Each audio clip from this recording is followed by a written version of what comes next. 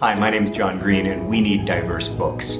I think we need diverse books because we need to reflect the reality of our communities, and that reality is a very diverse one. One of the magical things about reading to me is that it helps me to imagine the life outside of myself. We live in a colorful world, so our stories have to be colorful too. These books give all readers a glimpse into a culture that they might not be familiar with. I grew up in the inner city, and I like the voices around me, I like the families around me, and I wanted everybody to know about them. I don't know about you, but I meet a lot of people in books. It creates empathy and connection and understanding.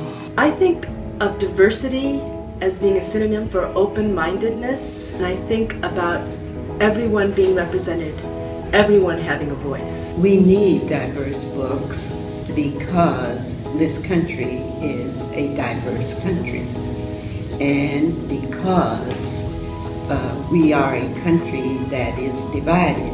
I was a huge reader when I was a kid, but I didn't see a lot of myself in the books that I was reading. The first gay person I ever met was a gay character in a book, Mercedes Lackey's Magic Pawn series. Reading that book gave me an empathy that single-handedly erased any sort of latent homophobia I might have had being raised up in a very conservative area. I remember in my later teens running across a book called Blood Brothers by Stephen Barnes. That was pretty much the time when I saw something that really made me feel like I was seeing a piece of myself in the work. It's The Five Chinese Brothers. It's a controversial book because there were many stereotypes. The Chinese people all had yellow skin, they had slanty eyes, and it was written by a white woman. I love the book because I saw myself in the book. I'm trying to think of when I was a kid what the most sort of diverse book was that I read, and I'm having a hard time thinking of it, which is, I think, in a way what underscores the entire campaign. I didn't know black women could write books, and I didn't know why I didn't know this. I don't want my children to grow up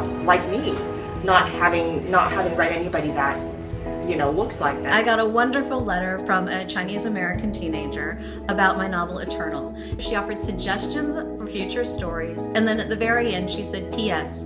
It was really nice to see an Asian girl hero pick up a battle axe. I mean, I hear from kids all the time, and again, it's like it's thank you for not forgetting me, for remembering that I'm here, for knowing that I'm important. When you don't have a chance to see yourself in a book, you develop the thinking that your ethnicity, your culture is something that you have to get past in order to be successful. Everybody should be able to go into a bookstore or a library and look at the shelves and be able to see themselves looking back. When I first heard about the campaign, my initial thought was hallelujah, and I support it because I think it's incredibly important for individuals to be able to see themselves, and I also think it's important to let other kids walk a mile in the shoes of somebody who's not exactly like them. I think that it's an important conversation that needs to be had, and I'm actually surprised that it took this long. I think what we're trying to really do is get books in the hands of children to get them to start to see the world differently and not see it as black and white. When you read, you're reading to discover the essential truths in life. We need diverse books for all our children, and you can help us make that happen.